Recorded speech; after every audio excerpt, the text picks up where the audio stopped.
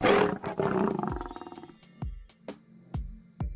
heading into the Dunkirk refugee camp where French authorities have blocked aid from entering the site. A small minority of refugees, about 7,000 of them, are in France, living in beyond human conditions as they wait asylum into the UK.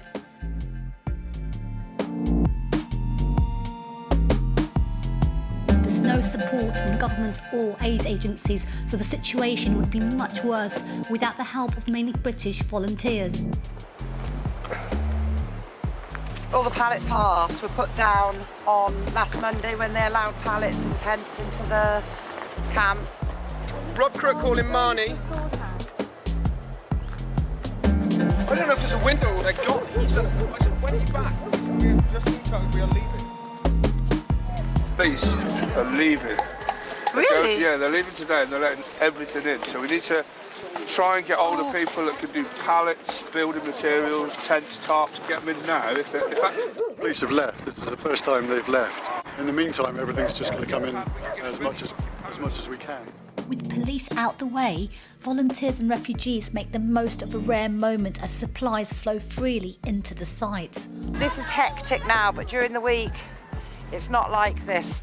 It's only because we've been letting vans in without passes that there's so much got in. Clothes, boots, blankets get dished out with more freedom than usual.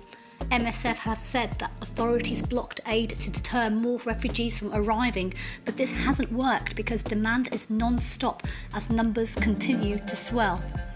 While authorities had blocked aid from reaching refugees in Dunkirk, the situation at that time in Calais was quite different, so we hit the road to find out more. First stop, the Calais warehouse, where volunteers are involved in everything from packing food to building shelters for the so-called Calais jungle, where aid is actually allowed.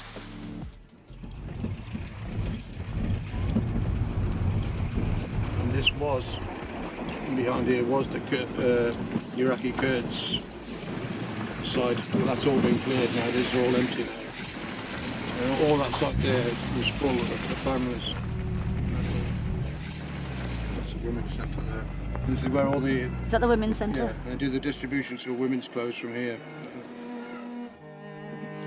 So basically we're just driving past the new camp that's being constructed at the moment, and you said that there's not much sanitation or any kind of infrastructure. There's no community feel in there because where the little shacks are, they can build a little community. It's basically shipping containers with 15 beds in them, and that's it. They're expecting people to live in that, and it looks more like a prison camp to me. It's getting slowly built up though, yeah? Are they going to get rid of the normal structures and replace them with containers? Is that what they would like? Because there's only 1,500 people that can get in those containers, and there's about 6,000 people that can.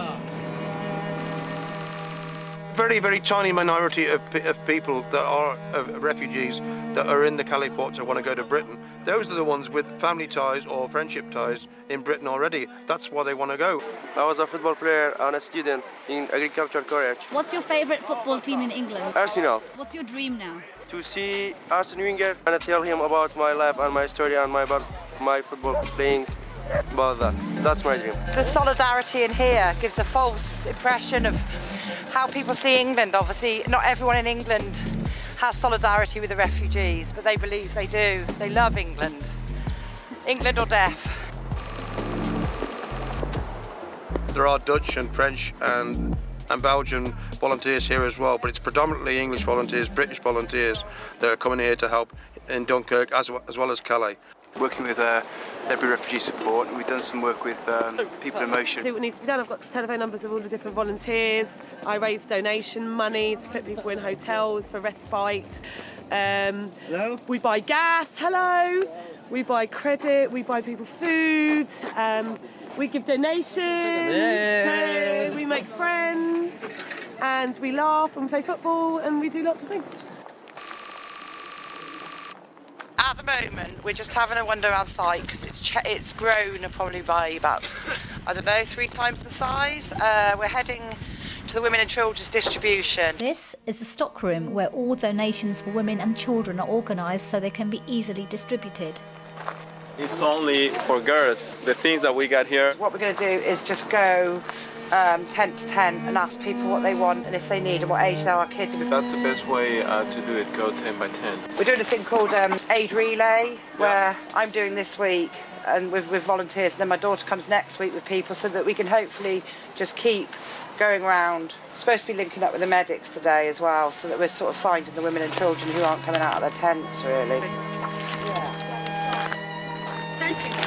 You want the rest of the stuff? We've been handing them out, but we're going to go and do some other stuff at the moment. We've put up a big tent for a new family, cut down trees to get it in. Got bedding, sleeping bags and stuff for them to sleep with, stuff they need. We're waiting for an aid box so they've got a cooker, something to cook on. And then we're going to go and find some food to cook on it. Yeah. It's getting worse. It's getting worse. We've been squashed into a smaller space.